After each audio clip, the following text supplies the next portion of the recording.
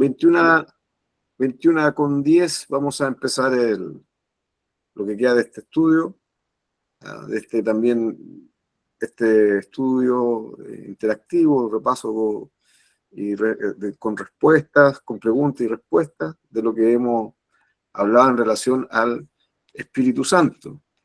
¿Ya? Vamos a terminar las últimas 5 preguntas que son acerca del Espíritu Santo con relación a que somos templos del Espíritu Santo y la importancia de ser templos del Espíritu Santo.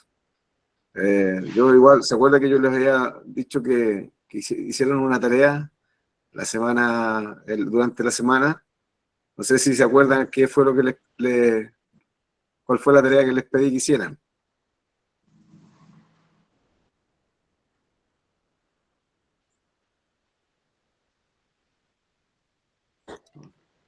Buenas tardes, pastor. Era, ¿qué nos impide avanzar?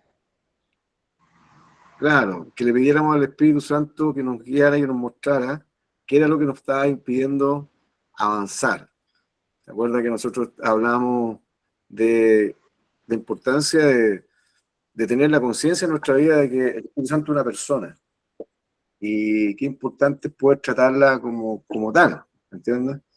O sea, y que nosotros podamos entender que somos un lugar de consagración, un lugar especial de intimidad con Dios, y que hay cosas en nuestra vida por las cuales no tenemos esa comunión que necesitamos tener con la persona del Espíritu Santo en la actualidad. El Espíritu Santo no solamente es una figura histórica, ya que se movió de una forma poderosa y trascendental hace más de 2000 años, o en el primer siglo de la Iglesia, como algunas líneas que son cristianas creen. Hay algunas líneas, todo de la gran, de la línea calvinista. Hay unas líneas calvinistas que son bien extremas, que ellos le llaman la línea de los 5 puntos, donde ellos reconocen que son cesacionistas, o sea, que no creen que el mover del Espíritu Santo se manifiesta de la misma manera como se manifestó en el primer siglo, y que la persona del Espíritu Santo accionó de la forma que usted puede leer en los Hechos de los Apóstoles, solamente en esa época, con los dones que se ven manifestados en esos relatos bíblicos, en ese relato bíblico, fue solamente en esa época para la expansión del Evangelio. Pero la verdad es que eso no es así. Entonces, nosotros somos continuistas, que creemos que el Espíritu Santo sigue accionando y actuando y moviéndose de la misma manera que lo hizo en la iglesia del primer siglo, en la iglesia de los Hechos de los Apóstoles. Es el mismo Espíritu Santo y se mueve de la misma manera en la actualidad, el día de hoy, con los mismos dones, de la misma forma, porque son generaciones, somos personas diferentes, distintas, y en generaciones distintas, pero la necesidad, es la misma, ¿ya? Y eso es importante, que está la misma necesidad, incluso mayor aún, ¿ah? Hay más necesidad aún. Entonces, es muy importante la intervención de la persona del Espíritu Santo. Por eso es importante entender que por qué el Espíritu Santo nos está moviendo, está accionando en nuestra vida de la forma que debería hacer. Entonces tenemos que preguntarle qué es lo que nosotros estamos realizando en nuestra vida, qué no estamos haciendo para que Él se mueva de esa forma y de esa manera. Amén. Bueno, yo creo que cada uno de ustedes hizo la tarea, le preguntó al Señor qué era lo que realmente en su vida, en su ser, estaba entorpeciendo, o qué es lo que Él quería que uno hiciera y que no lo estaba haciendo de la forma que Él necesita que lo haga. Y yo sé que Dios nos va a revelar, y es porque Él quiere una comunión más íntima, más personal con cada uno de nosotros, sin ninguna duda. Bueno, empezamos entonces, ya son las 21:10. Que Dios les bendiga a cada uno de ustedes de los distintos lugares y partes que están y que han permitido tener este tiempo. Y vamos a orar para pedir que la persona del Espíritu Santo nos guíe, nos dirija en esta respuesta a estas preguntas o en este estudio, y que pueda realmente edificar de una forma muy especial y que lo podamos conocer de una forma más profunda y más amplia, y que surja ese deseo, ese ánimo, ese despertar en nuestro interior, esa hambre por buscar más de su presencia y conocerle más. ¿Amén? Entonces vamos a orar. Voy a pedirle a nuestra hermana Ivonne Correa que nos esté guiando en la oración. Amén. Amén, pastor, Dios le bendiga. Antes de Amén. orar, mis hermanos, por favor, mantengan los micrófonos apagados cuando obviamente no hablemos, para que pueda el pastor dar la clase, porque cualquier ruidito que uno emite, un chicharreo o una hoja, se escucha a través de los micrófonos y interrumpimos al profesor. Así que eso. Bendición, ahora oramos para que el Señor nos guíe en esta clase. El Señor, Padre amado, Dios Todopoderoso, te damos gracias por tu amor y misericordia, por tu bendición, Señor, en este día de poder conectarnos, Señor, unánimes todos con el hambre y sed, Señor, de bendecirte, de honrarte y aprender más de ti. Señor, queremos conocerte día a día y conocer, por supuesto, esta persona del Espíritu Santo maravillosa que tú dejaste, Señor, para nosotros, Padre, en este tiempo de gracia. Para ti sea toda honra y gloria, Señor. En tus manos estamos, nuestro profesor, nuestros hermanos, los hermanos nuevos, Señor. Sea usted guiando nuestros corazones para tener hambre y sed, Señor, como lo decía antes, en el nombre de Jesús. Amén y amén. Amén, muchas gracias.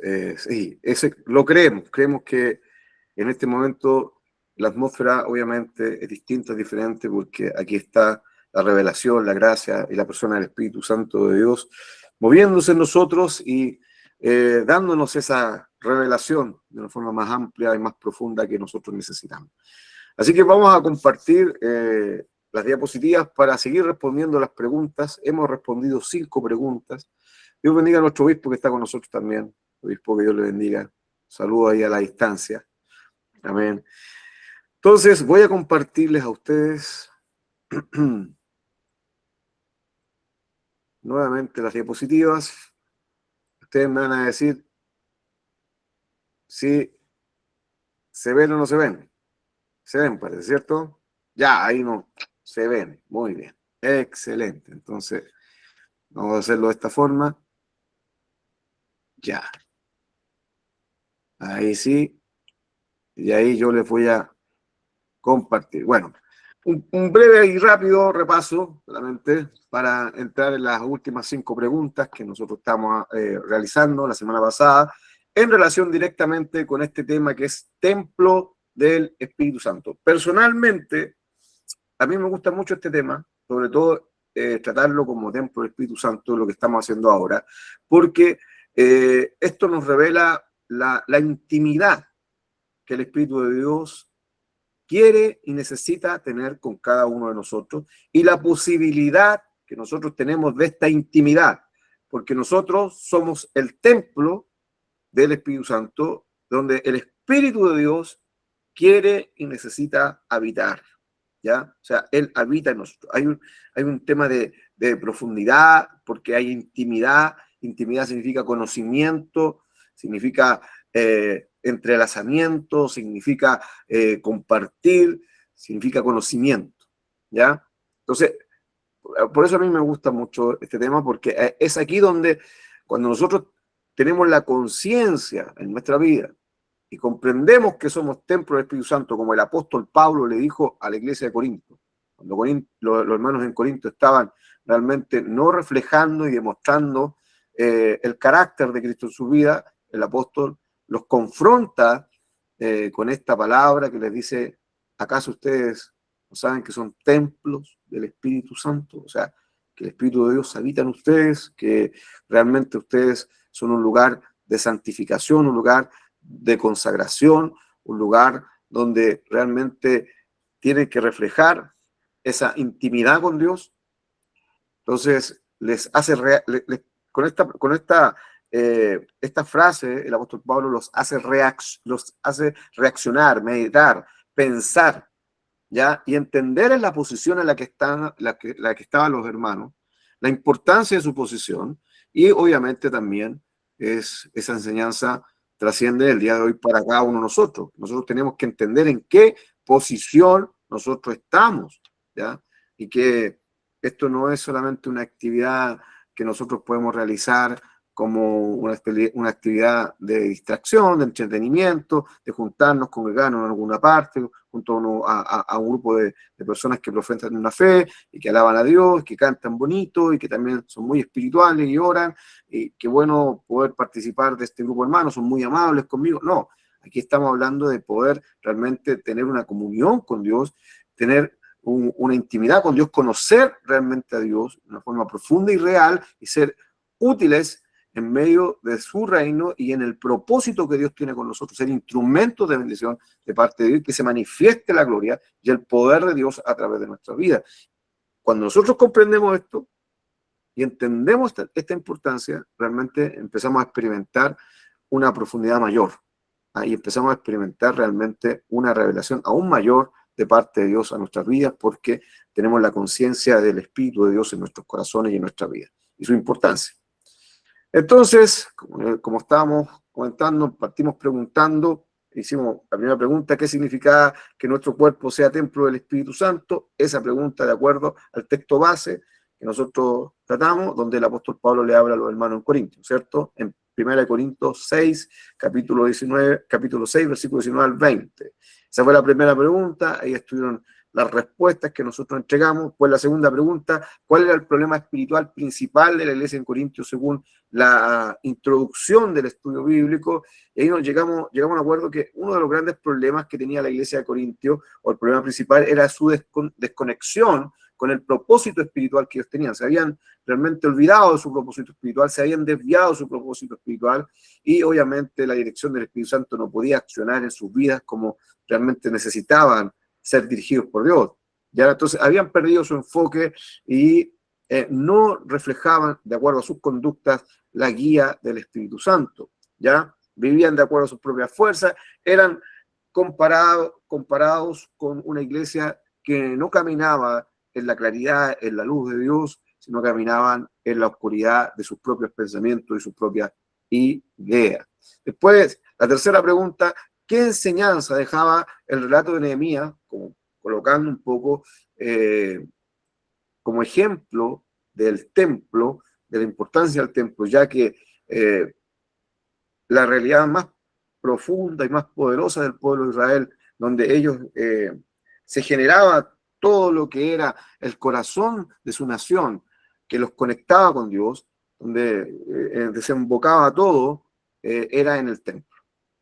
¿Ya? Por eso el pueblo de Israel, bueno, el pueblo de Israel no tenía un tema ahí con darle la relevancia y la importancia a lo que era lo espiritual, o sea, porque su nación está basada en torno a esta comunión con Dios, ¿ya? Y cuando se perdía esa comunión con Dios, obviamente la nación, y lo hemos podido ver en diferentes relatos de el desarrollo del pueblo de Israel, vino la declive para ellos, ¿ya? Cuando ellos se apartaron de Dios, se apartaron de la enseñanza, se apartaron de la adoración, dejaron a la deriva todo lo que era el servicio en el templo y todo lo que significaba también la enseñanza de la palabra, de la ley en sus vidas. Entonces, aquí viene la reconstrucción de las murallas, y también, obviamente, en este periodo también se ocurrió la reconstrucción del templo, ¿ya? Y también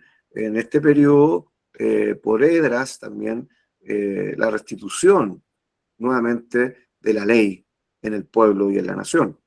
Entonces, aquí Nehemías tenía que reconstruir las murallas para proteger la ciudad, proteger el templo y para que la nación quedara protegida. Entonces, aquí ocurre una situación que nosotros la hablamos en el capítulo 13 de Nehemías, del 4 al 14, y habla una situación del templo. Entonces, ¿qué enseñanza deja el relato de Nehemías en el capítulo 13 respecto al cuidado del templo de Dios?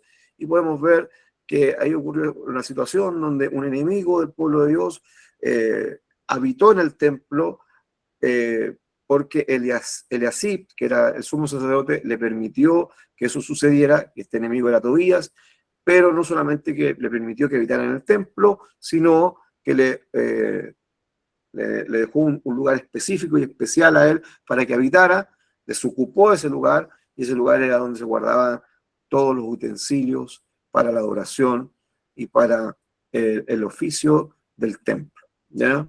Era un lugar especial.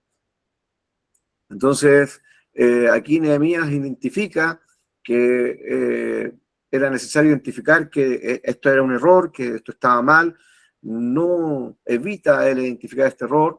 Entonces, de ahí parte también lo que yo les pregunté a ustedes, que nosotros identificáramos qué cosas, le preguntamos al Espíritu Santo qué cosas estaban mal en nuestro templo, ¿ya? En nuestra vida interior, espiritual, es importante identificar. Y también actuar con decisión, con firmeza, y restablecer o restaurar el orden original del templo, para qué realmente estaba esa habitación, qué es lo que debía estar en esa habitación, no un enemigo de Dios, sino los utensilios del templo que tenían varios significados. También la cuarta pregunta también era un poco en relación a esto, para que meditáramos nosotros, ¿qué representaba la contaminación del templo en la vida espiritual del creyente? Transmitiendo todo esto, o todo lo que habíamos comentado de Nehemías, ahora lo traspolamos, lo graficamos en la actualidad, en la realidad espiritual nuestra, ¿ah? Que es el templo espiritual. ¿Qué realmente significa o qué representa que nosotros tengamos un templo que no esté limpio, que no esté bien, que esté contaminado? Y también pudimos responder algunas cosas que representaba actitudes, pensamientos, prácticas que eran contrarias a Dios. Eso significaba que nuestro templo estuviera contaminado, que cuando vivíamos según nuestra propia voluntad y no la voluntad de Dios, también eso manifestaba que nuestro templo espiritual no estaba bien, estaba contaminado. Tener conocimiento espiritual, pero sin una experiencia real con el Espíritu Santo, o sea, solamente una instrucción, un conocimiento, pero sin ejercer esta instrucción, sin ejercer este conocimiento. No teníamos la praxis, ¿cierto? El conocimiento y la práctica. Actuar en torno a la palabra de Dios, vivir en torno a ella, ¿ya? Ahora, la quinta pregunta que nosotros también nos hicimos, ¿qué implica trazar la santidad y cómo afecta nuestra relación con Dios? ¿Qué implica transar la santidad y cómo afecta nuestra relación con Dios? A ver, que alguien me responda esta pregunta, o si hay alguien que la respondió o dio la respuesta, para que nos podamos compartir su impresión. Le doy la libertad. ¿Qué implica transar nuestra santidad o la santidad y cómo afecta nuestra relación con Dios?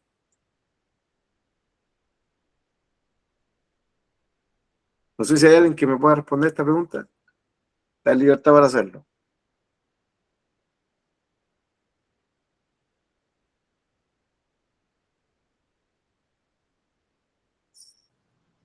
Usted Ya, no respondió, pastor, que yo capté que es ceder los principios espirituales ya, y justificar o permitir lo incorrecto. Eso es como así es. Eso es como transar, ¿cierto? Ceder nuestros principios espirituales, ¿ya? Justificar lo que, o permitir lo que es incorrecto. O sea, tratar de ponerlo en la posición de que es correcto, pero la verdad es que no es correcto.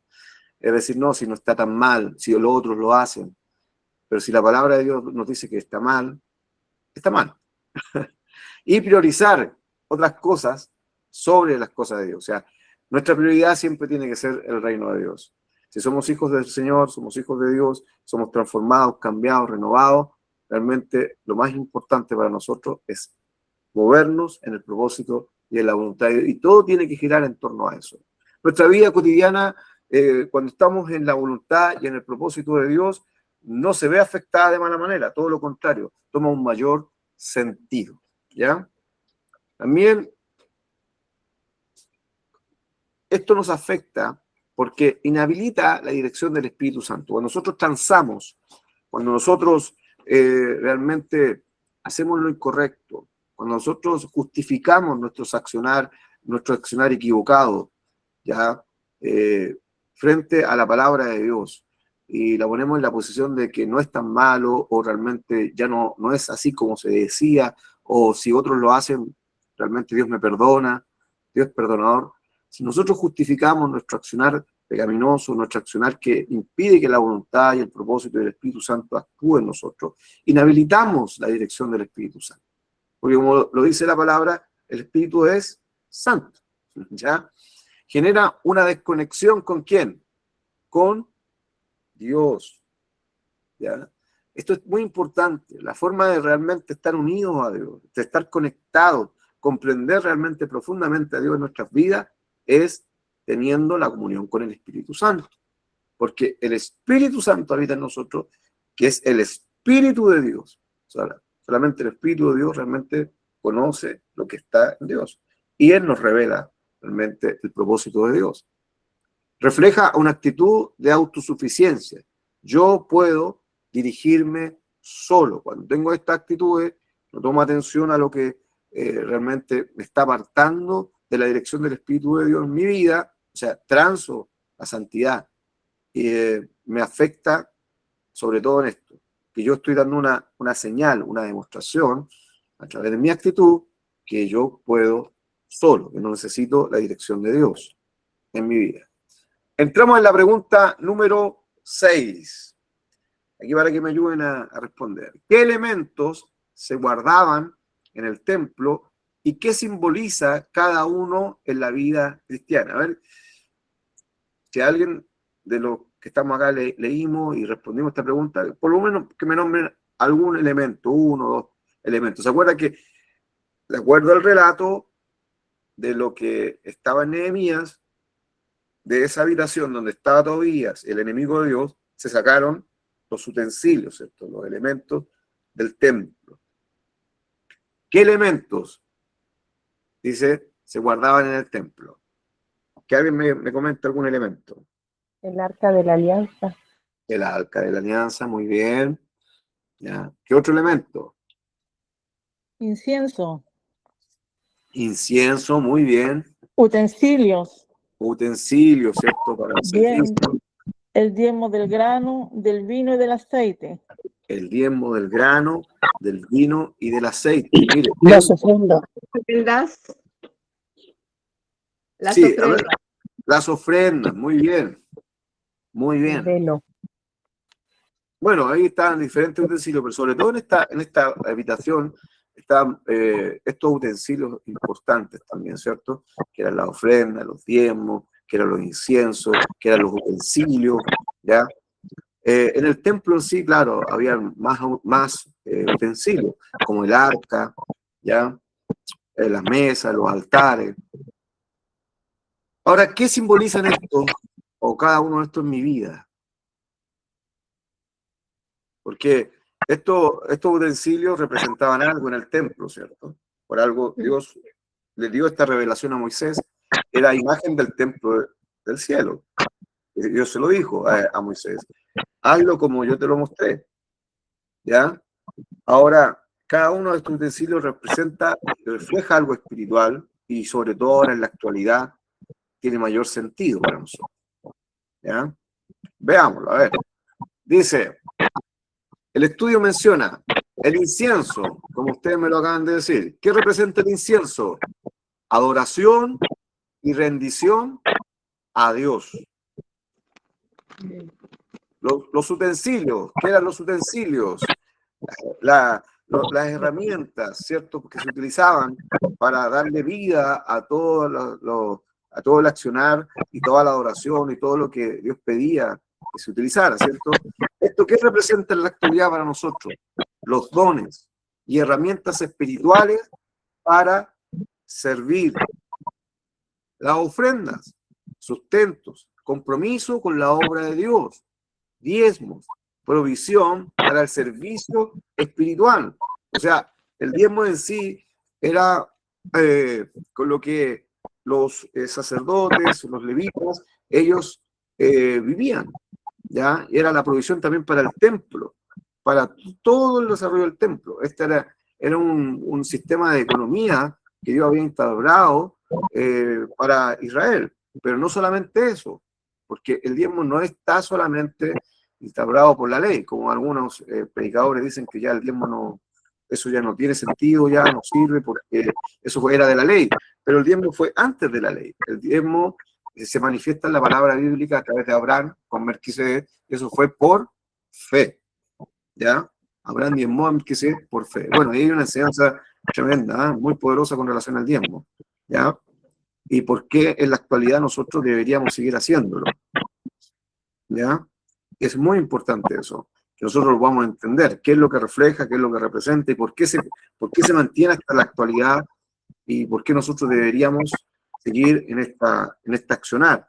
Si somos cristianos obviamente maduros y comprendemos la importancia de este acto.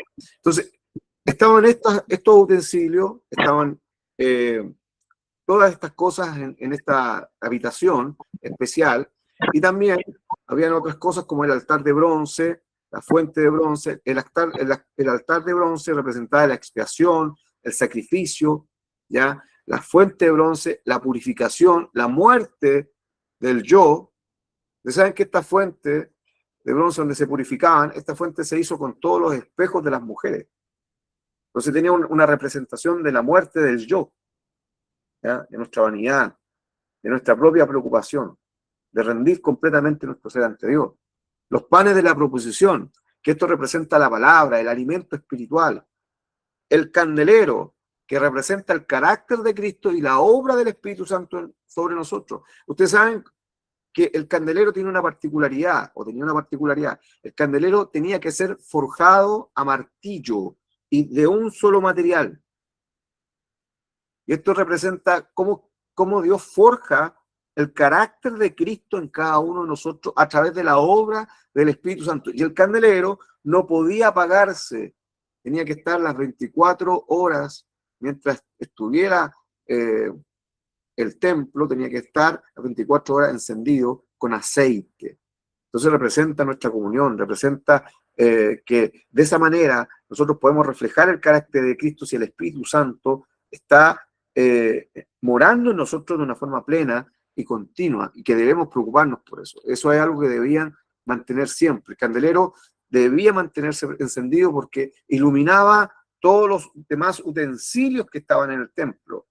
Bueno, el altar de oro, que representaba la oración e intercesión, y el arca, como decía nuestra hermana Marcela, que representaba la presencia de Dios, y dentro del arca, ahí habían unos símbolos muy importantes, la vara de Aarón, el maná y las tablas de la ley. La vara de Aarón, que era la vara que reverdeció, ya, donde se reconoció la autoridad y se reconoció que Dios había elegido a Aarón como sumo sacerdote de una forma sobrenatural. Mire, todos estos utensilios, todo esto que estaban en el templo, y también específicamente, voy a volver atrás, estos utensilios que estaban en esa sala específica y especial, representan nuestra vida espiritual. Y cuando nosotros cedemos lugar al enemigo, sacamos estos utensilios de nuestra vida, ¿y qué empezamos a perder, mis queridos hermanos? Cuando el Espíritu Santo no está habitando de una forma plena en nosotros y tenemos otros habitantes en nuestra vida, ira, rencor, odio, amargura, ¿ya? Pecaminosidad, pecados ocultos, orgullo. ¿Qué es lo que dejamos a un lado? ¿Qué es lo que sacamos? Sacamos la comunión con Dios. Comunión con Dios, ¿cierto? ¿Qué sacamos también? Ahí, mire, fíjense lo que representa. La adoración. Dejamos de rendirnos a Dios, de sujetarnos a Él, como Él quiere que nos sujetemos. Los dones y las herramientas espirituales que Dios nos entrega para el servicio, esas se entierran, se estancan o no están funcionando de buena manera. ¿Por qué muchas veces, hermano? A veces hay personas que tienen dones proféticos, dones de lengua, y son personas que a veces tienen un testimonio no muy bueno, y se dan cuenta ustedes que esos dones, que en un momento Dios se los entregó, esos dones siguen activando en estas personas, pero porque a pesar de que su testimonio no sea tan bueno, siguen activando, porque los dones son irrevocables, pero no están activando o no están desarrollándose en el espíritu, sino en la carne, y por lo tanto no son direccionados, no son agudizados, no son guiados por el Espíritu Santo.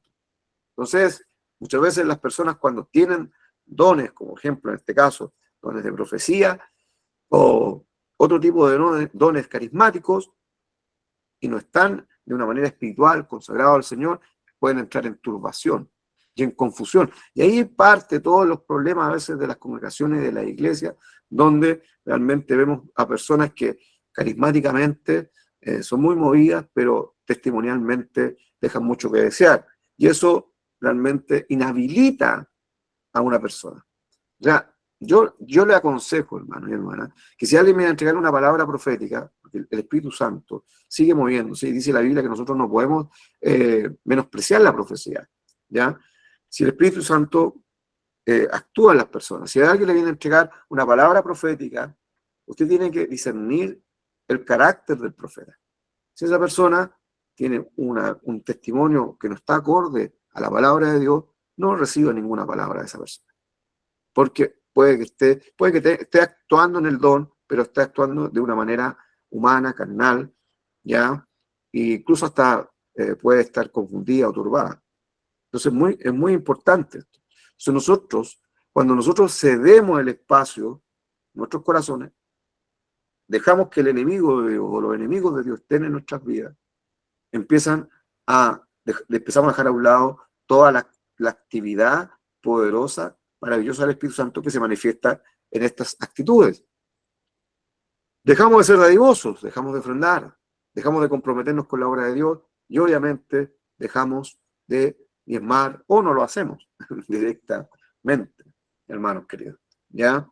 Usted puede decir, pero si yo soy salvo, si aunque no diezme, Dios me salvó. Sí, hermano, sí, Dios lo salvó, pero una persona que realmente ha recibido a Dios en su corazón entiende, y algo muy importante, hermano, que por ejemplo Abraham, cuando diezmó al rey sacerdote, este rey sacerdote no tenía la necesidad económica de que le diezmaran, pero él lo diezmó porque él reconoció la autoridad de este rey sacerdote, rey de Salem, que era Melquisedec, que es una representación, como dicen los teólogos, una cristofanía, una representación de Jesucristo.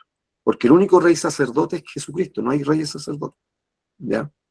Y que después es citado en el libro de Hebreos, donde se dice que Abraham, los levitas estaban en los hombros de Abraham cuando él diezmó a Melquisedec. Entonces, ¿cuál es la referencia? La referencia es una vida espiritual que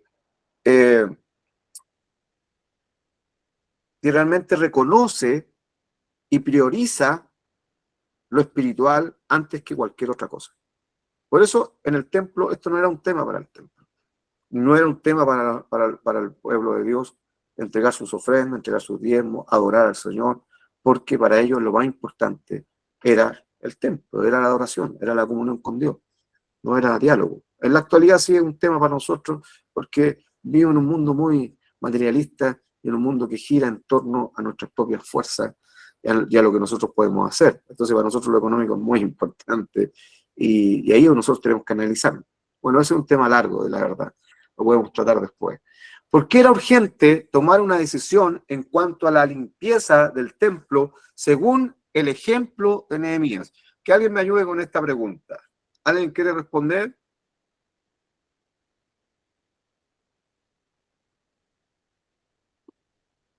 Tienen la palabra.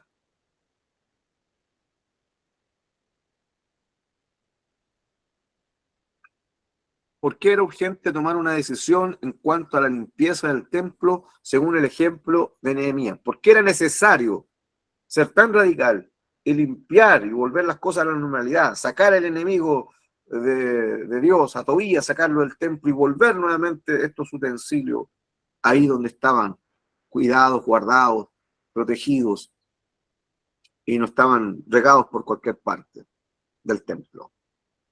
¿Por qué? Por la contaminación espiritual y física del santuario, pastor. Ya, Que sí, tiene mucho que ver producía, eso. Estaban consagrados para Dios. Estaban consagrados para Dios, exacto, exacto. ¿Qué más? para la purificación. Purificación, muy bien. Todo tiene relación con eso. O sea, a ver, uno tiene que darle la posición que corresponde a las cosas de Dios, hermano y hermana. Eso es muy importante. Por ejemplo,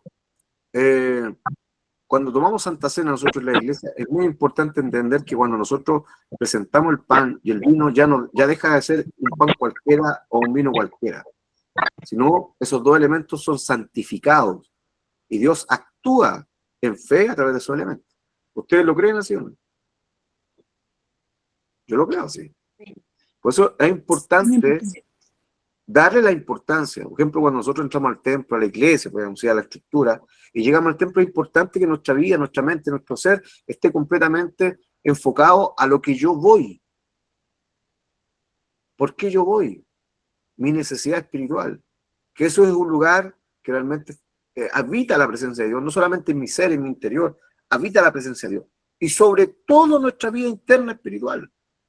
Nosotros ya tenemos que comprender y entender que ya no somos las mismas personas de antes de conocer a Dios, que tenemos una posición, que realmente estamos en otro lugar ahora, que tenemos otra representación en esta sociedad.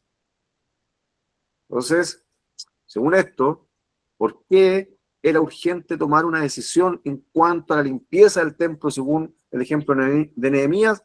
¿Por qué la contaminación no era un tema menor? Afectaba directamente la relación con Dios. Entonces, mis queridos hermanos y mis queridos hermanos, qué importante que nosotros tengamos conciencia de esto. Nosotros no podemos normalizar en nuestras vidas, no podemos normalizar en nuestros cultos y no podemos normalizar en nuestros templos una vida de pecaminosidad.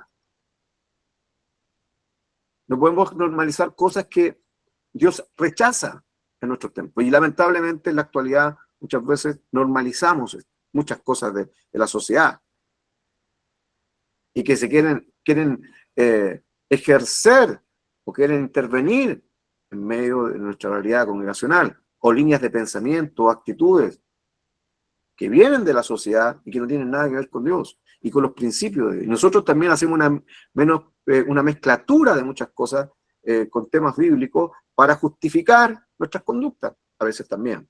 Entonces, era importante tener una claridad y decir, no, esto está mal, esto no corresponde, no está bien. Entonces, no era un tema menor.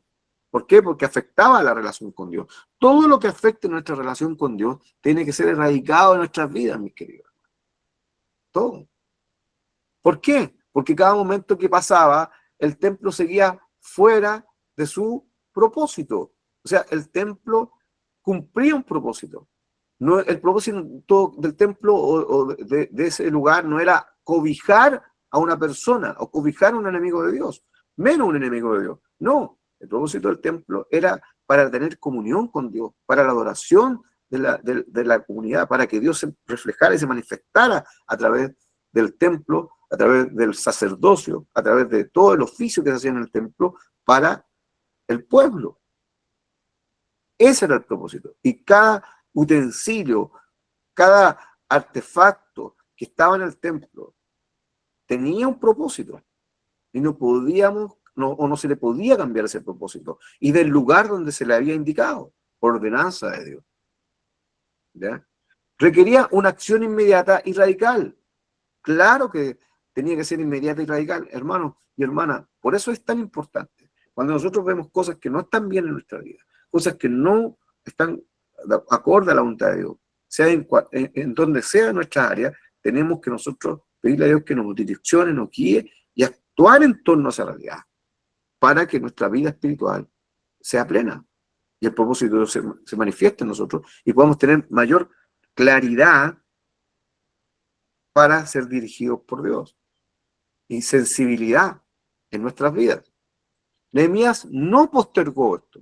No dijo, lo vamos a hacer después, cuando yo vuelva, a lo mejor, o tenemos que realmente en un tiempo más ver este problema, dejemos que habite un tiempo más ahí, Tobías, a lo mejor no le hace mal a nadie, sé que fue enemigo de nosotros, pero tenemos que ser misericordiosos. No.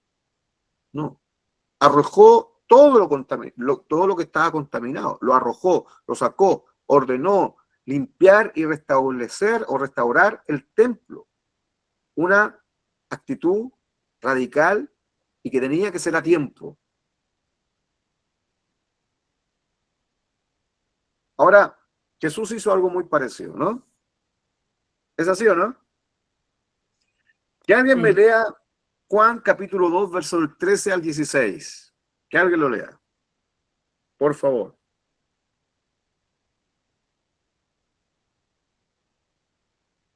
Si alguien me lo puede leer, por favor. Se lo agradecería. Amén.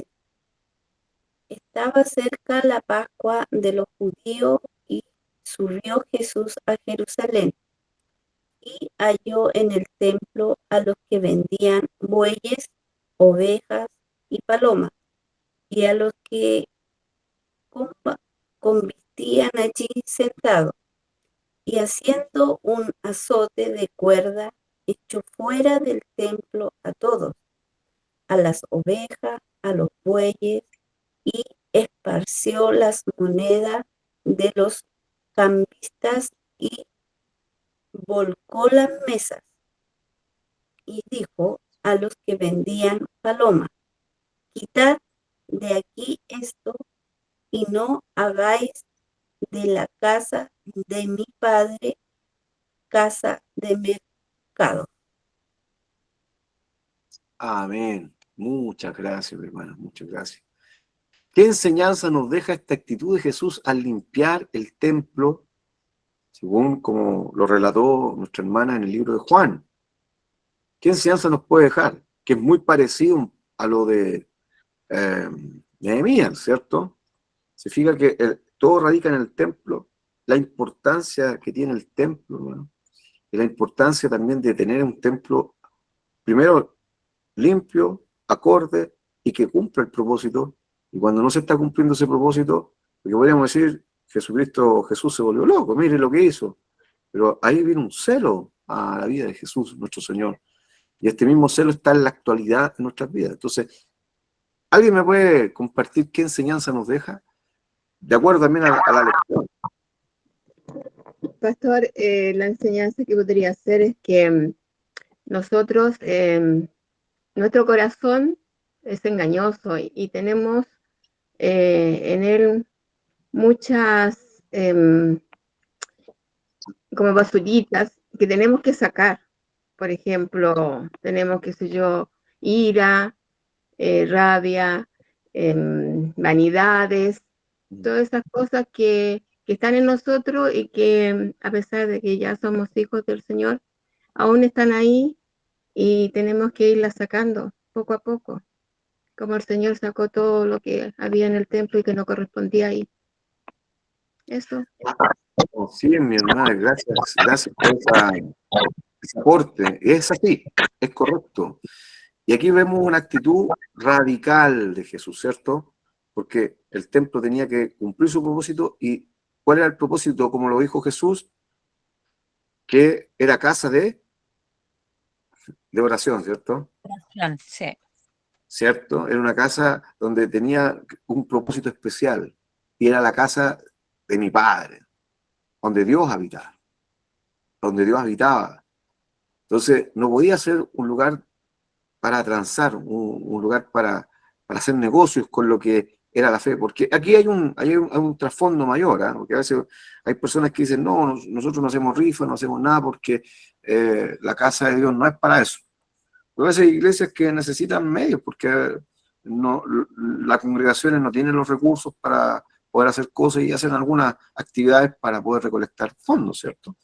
Pero aquí es más profundo, porque aquí hay una realidad donde el sumo sacerdote, aquellas personas que estaban a cargo del templo, ellos hacían negocio porque las personas no traían desde lejos o no separaban lo que eran las ovejas y todo lo que eran las ofrendas que tenían que traer, sino llegaban ahí y las compraban y obviamente al comprarla ahí tenían un incremento. Entonces había un negocio ahí, había una ganancia. Entonces se empezó a lucrar con la fe, se empezó a lucrar con lo que era la adoración a Dios. Y se perdió realmente el sentido, el verdadero sentido que simbolizaba presentar una ofrenda ante Dios. ¿Ya? Y eso es lo que Jesús trata de transmitir a través de su actitud, ¿cierto? Jesús muestra que Dios no tolera la corrupción de lo sagrado, ¿ya? No lo tolera, hermano. Y Dios no se equivoca. Y nosotros tampoco tenemos que dejarnos vislumbrar o sorprender, a veces por ciertos líderes, pero si no están direccionados conforme a lo que Dios demanda, uno tiene que discernir el carácter de Cristo en las personas. Y sobre todo el carácter de Cristo manifiesta su santidad. Entonces, Él no toleró la corrupción de lo sagrado. No. Es necesario actuar con autoridad y firmeza frente al pecado. Y esto es muy importante, hermano. No actuar solamente frente al pecado de otros, sino frente a mi pecado, frente a lo que yo hago, frente a lo que a mí me afecta. ¿Ya? Yo no puedo tratar de corregir a otra persona si yo no he sido corregido o no le doy importancia o prioridad a aquellas cosas que están mal en mi vida. El templo tiene un propósito claro. ¿Cuál es este propósito claro? Ser casa de Dios, no un espacio para intereses humanos. ¿Ya? O sea, aquí no solamente lo hablamos en torno a nuestra alma, a nuestro corazón, sino también en torno a nuestros lugares de congregación, ¿ya? Donde generamos el culto ante Dios, como asamblea, como hermanos que estamos unidos en torno a un mismo sentir, ¿cierto? Es importante que nosotros siempre le demos ese valor y esa importancia y ese respeto en el lugar donde nosotros nos congregamos en conjunto para adorar a Dios. La enseñanza clave, la purificación debe ser. ¿Cómo debe ser la purificación, mi hermano y mi hermana? ¿Cómo debe ser? Radical y visible. Visible. Radical y visible, Sí. no superficial. Cuando hablamos de superficial, hablamos de emocional nomás. O sea, que nos emocionamos un momento. No, sí, Señor, yo cambio, yo lo hago ahora. Ahora sí voy a la iglesia, Señor. Y después voy un día y me desaparezco. Y después me comprometo con algo y después ya no hago nada. ¿Ya? Pastor No, Elías, dígame, disculpe, tengo una inquietud. cuente. A Si se ver, la puedo responder, no hay problema. sí, yo creo que sí, porque va ligado a esto. Es muy posible que los avivamientos espirituales de no solamente en nuestra congregación, sino que en muchas otras iglesias, no se produzca por lo mismo. Nosotros adoramos, me incluyo, adoramos no con el corazón limpio, sino que a medias. Entonces es muy posible que por esa imperfección no podamos alcanzar todavía lo que el Señor en su voluntad quiere, verdaderos adoradores en espíritu y verdad. Entonces, eso. Sí, mi hermana Marcela, mire, o sea, el mover de los avivamientos, hay un libro que habla acerca del avivamiento, de un gran pastor inglés, no me acuerdo bien el nombre, después se los voy a entregar, pero él tiene como 27 sermones o 23 sermones acerca del avivamiento y hace un análisis de los avivamientos, pero llega a un común denominador, que era lo que se producía en los avivamientos, que las personas tenían un corazón de arrepentimiento. Cuando se genera un gran avivamiento, las personas reconocen su condición ante Dios. Y es lo que nosotros estamos hablando ahora. Y es lo que usted dice. O sea, cuando yo quiero realmente que Dios se mueva en mi vida, Dios quiere habitar plenamente en mi vida, pero también tienen que salir cosas de mi vida. ¿Ya? Y esto es muy importante, mis queridos hermanos y hermanos. Yo sé que aquí también hay siervos de Dios también en este lugar. Que si nosotros entramos en una búsqueda profunda del Espíritu Santo, queremos que Dios se manifieste en nuestra vida, primero, a veces nosotros pensamos que Dios tiene que manifestarse de cierta forma. No, Dios se manifiesta como Él quiere. ¿Ah? Obviamente tiene unos parámetros bíblicos, pero es mucho más amplio. Tenemos que darle esa libertad. Segundo, que cuando nosotros empezamos a buscar que Dios se manifieste y empezamos a buscar más del Espíritu Santo y la comunión del Espíritu Santo en nuestras vidas, Dios se va a manifestar con poder y van a haber cosas que van a salir de nuestras vidas. ¿Ya? Y también ahí va a estar muchas veces el ataque del enemigo, espíritus demoníacos, manifestaciones espirituales malignas, porque va a empezar a limpiarse nuestras vidas. Vamos a empezar a ser libres, o las personas que lleguen van a ser liberadas. Entonces, es muy importante que nosotros comprendamos esto, que cuando Dios empieza a mover es porque hay una disposición en nuestras vidas para que nuestros corazones, nuestro ser se rinda, reconozca la condición que tenemos y reconozca nuestra profunda necesidad de Él.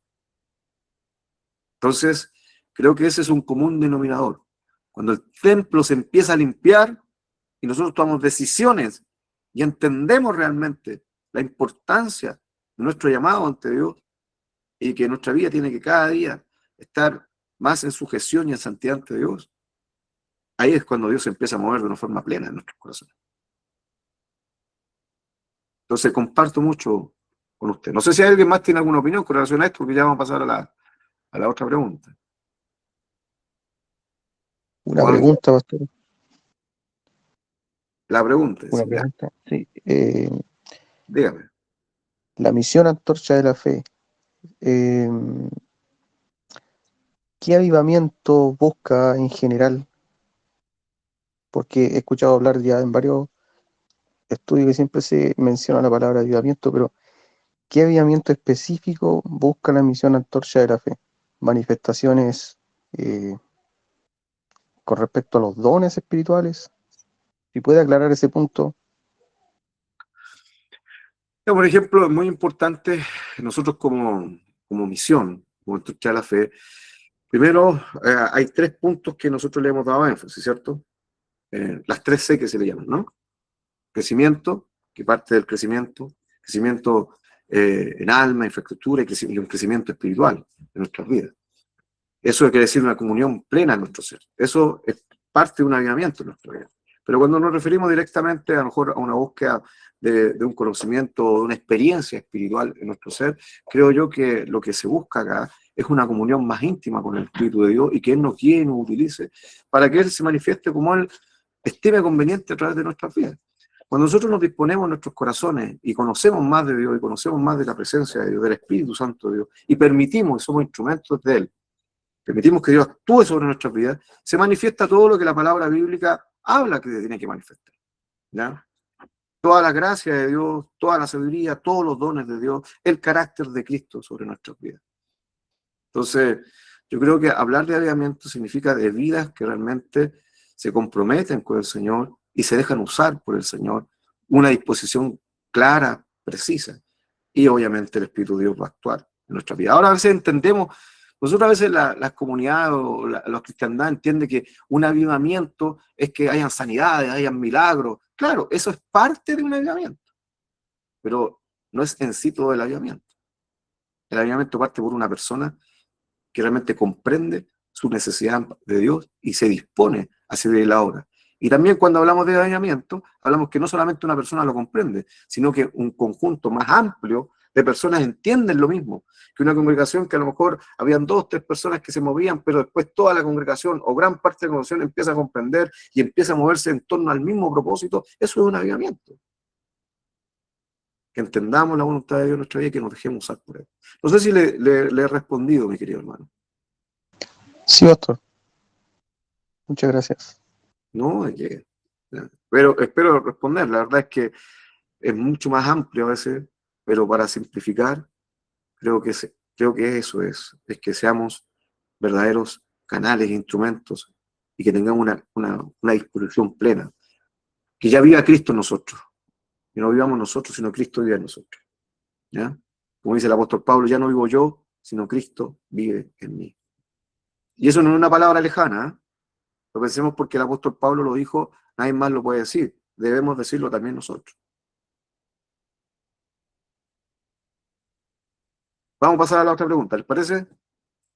¿Qué acciones prácticas podemos tomar para mantener nuestro templo limpio y disponible para el Espíritu Santo? Que alguien me ayude con esta pregunta. A ver, ¿qué piensan ustedes?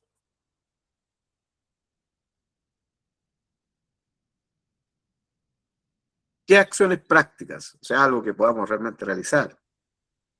Perseverar en la oración. Perseverar en la oración, muy bien. ¿Qué otra acción práctica puedo tomar yo para que mi templo esté limpio y esté disponible para que el Espíritu Santo se mueva de una forma más plena? Conocer el perdón. Disculpen. Adorarlo en todo tiempo. A ver, que me diga, Adorándole en todo tiempo. Y ojo que amén. adorar significa alabar, no solamente Adorar en todo tiempo, alabar. Ya, muy bien. ¿Qué más? ¿Alguien más dijo algo? La práctica del perdón. La práctica del perdón, mire, bien, muy bien eso, muy bien. Bien. El ayuno, y yo creo que lo que estamos haciendo ahora igual es como aprender más a profundidad la palabra de Dios. Muy bien, exacto. El ayunar, el orar, el leer más la palabra, el estudiar la palabra, comprender las palabras de Dios, son actitudes que nos ayudan, de actitudes prácticas en accionar nuestro, que nosotros lo podemos hacer para que nuestro templo esté limpio y disponible para que el Espíritu Santo se mueva en nosotros. Por ejemplo, todo esto que estamos ahora haciendo, todas estas preguntas, a mí no me incomoda que me pregunten, entre comillas. Hay preguntas que yo le puedo responder, a lo mejor las sé, hay otras que a lo mejor no las voy a hacer plenamente. Voy a tratar de ser lo más sencillo en eso. Pero es importante esto, es importante estos diálogos, es importante que podamos comprender en conjunto y podamos analizar estas preguntas y responderlas, porque nos van a beneficiar a nosotros mismos, para un crecimiento espiritual, para tener una mayor conciencia y claridad en relación a lo que el Espíritu de Dios puede realizar en nosotros y cómo nosotros podemos tener esa plenitud en nuestras vidas, ¿cierto? Mira, aquí hay algunas respuestas. Según el enfoque del estudio que ustedes tienen, dice examinarnos constantemente. O sea, que podamos examinar nuestra vida. ¿Qué podemos examinar? Nuestra vida, actitudes, prioridades. ¿Ya? Porque a veces caemos en las prioridades, a veces nuestra prioridad no es servir a Dios. Tenemos otras cosas que anteponemos frente a un servicio más pleno o lo que Dios ha pedido que nosotros le hagamos en torno a su servicio, ¿cierto?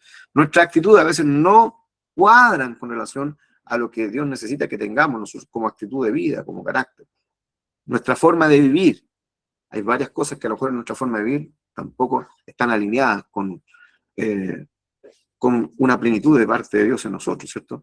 Ahora, quitar lo que desplaza a Dios. O sea, todas aquellas cosas que me impiden que Dios actúe plenamente en mi vida o que la voluntad de Dios sea manifestada en mi vida o que Dios sea mi prioridad, como cuáles cosas, hábitos, pensamientos, relaciones que me impiden ese fluir. Todas estas cosas o todas estas palabras realmente nos ayudan a que nosotros podamos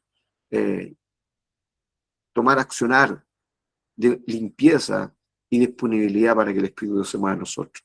Buscar la dirección del Espíritu Santo activamente, ¿ya? A través de lo que ustedes también dijeron, oración, ayuno, comunión con los hermanos, disposición en la obra del Señor.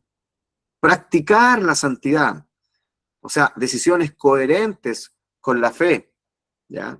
Accionar en torno a la palabra de Dios, un accionar de fe, ¿ya? Apartarnos. Santidad significa apartarse para Dios. Y eso también demostramos nuestra prioridad ante Dios. Orar e interceder, alimentarnos de la palabra, rendir nuestra voluntad a Dios. Son realmente acciones prácticas que podemos realizar, algunas acciones prácticas que podemos realizar, y es bueno a veces grabarlas y mantenerlas en nuestra vida y para poder tener una vida espiritual más plena, ¿cierto? La última pregunta. ¿Qué cosas en tu vida podrían estar ocupando el lugar que le corresponde al Espíritu Santo? ¿Y qué decisión necesitas tomar hoy para cambiar esa realidad? ¿Ya? ¿Qué cosas en tu vida podrían estar ocupando el lugar que le corresponde al Espíritu Santo? ¿Y qué decisión necesitas tomar hoy para cambiar esa realidad? Bueno, esta es una pregunta como más personal, ¿cierto? Más íntima. Pero vamos a ver aquí de acuerdo a lo que el estudio nos había entregado como algunos indicadores, ¿no? Primero, algunas cosas que pueden estar ocupando el lugar de Dios o el lugar de la plenitud de Dios en mi vida. ¿Cuáles son? Primero, Cuando priorizamos, ¿qué priorizamos? ¿Trabajo? ¿Qué más? ¿Estudios o responsabilidades, cierto? Amistades. Amistades. O sea, priorizar. Priorizar es la base aquí, ¿no? Pero cuando a veces priorizamos todo eso, ninguna de estas cosas es mala, ¿eh?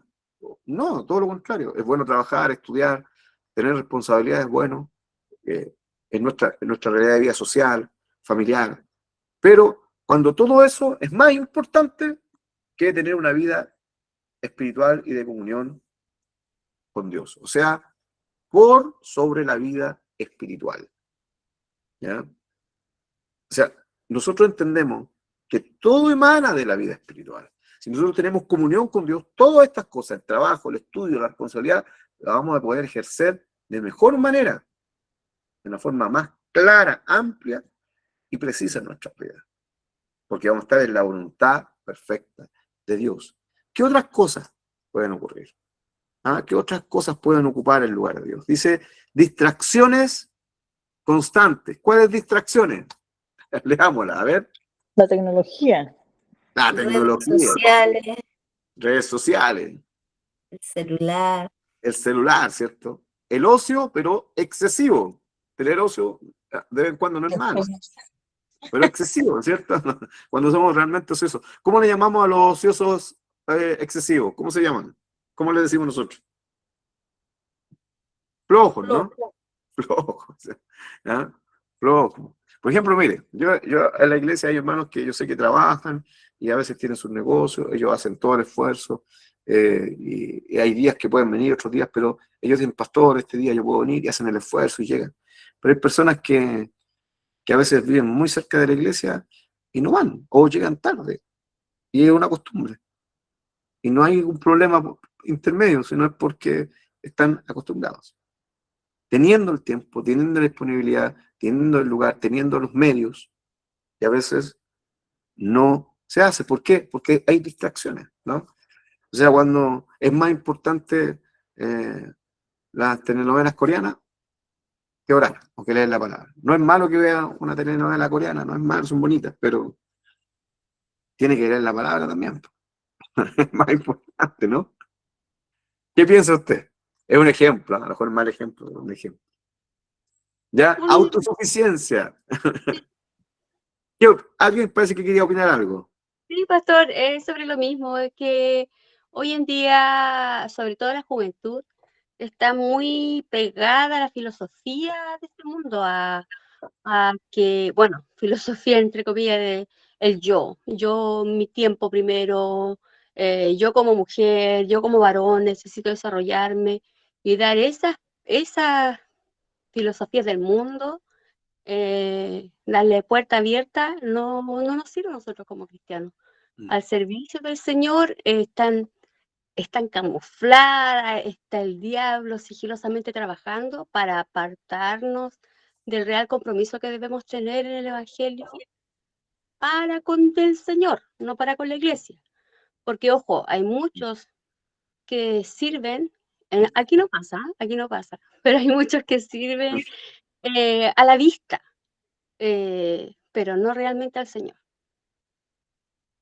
Bueno, claro, se da esa realidad. Lo importante, como usted me dice, mi hermana, es que uno sepa a quién sirve y lo haga por amor a Dios, o por amor al servicio de Él. Y yo personalmente creo, como aportando más a lo que usted dice, que cuando realmente uno es una nueva criatura, tiene una nueva naturaleza espiritual, uno necesita tener vida espiritual. Y uno la vida espiritual no la va a encontrar en el ocio excesivo, en darle prioridad más a las redes sociales, a los celulares o a las líneas de pensamiento de esta sociedad, ¿no? Porque hay una necesidad interna, espiritual. Hay algo primordial en mi vida que necesita ser alimentado. Como dice la palabra, va primeramente a buscar el reino de Dios y su justicia y lo demás viene añadido. O sea, hay una necesidad de buscar primeramente el reino de Dios y la justicia. Hay una necesidad de querer tener más tiempo con Él, de una mayor consagración. Por eso, mire, yo les digo algo, nosotros tenemos que también ¿cómo le puedo decir la palabra? Tenemos que ejercitar nuestras vidas, hermano Dios. Ejercitarlas. Por ejemplo, cada uno de ustedes que están en este estudio bíblico, tienen que proponerse algo.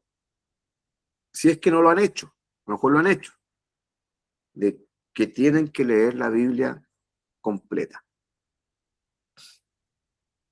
Yo, en estas aplicaciones de la Biblia, hay unas aplicaciones muy buenas, donde uno puede leer la Biblia en un año.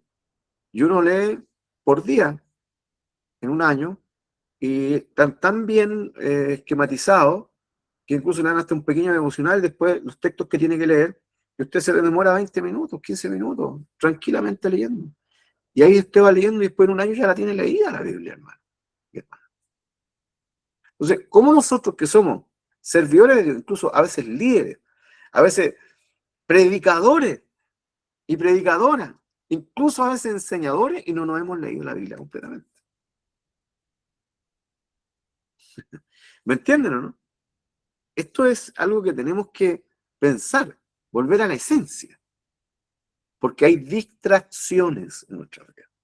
Ahora, la autosuficiencia, tomar decisiones sin considerar a Dios, sin preguntar a Dios, sin buscar la voluntad de Dios. Cuando yo sé que una decisión es la voluntad de Dios, cuando yo sé que una decisión por trabajo, una decisión por cambio de lugar, o por una decisión, mejor, con temas amorosos, una decisión económica, sentimental, emocional, sea cual sea la decisión, cuando yo sé que es de Dios, es cuando mi vida espiritual va a crecer y no va a menguar. Cuando mengua mi vida espiritual, cuando me aparta de Dios, sea cual sea la proposición que se me haga, para yo tomar una decisión sobre eso, por más bien que se vea, si mi vida espiritual va a ser perjudicada, no es la voluntad de Dios. Pero a veces no tomamos decisiones conforme a la voluntad de Dios, sobre nuestra autosuficiencia. Actitudes como orgullo, falta de perdón o desorden en hábitos. Cuando tenemos desorden en nuestros hábitos, también nos perjudica nuestra vida. El orgullo, el no recibir un consejo, el creer que nosotros podemos hacer las cosas solos, el creer que nosotros podemos solucionar todo, o creer que nosotros podemos aconsejar a todos, pero nadie me puede aconsejar a mí, ¿ya?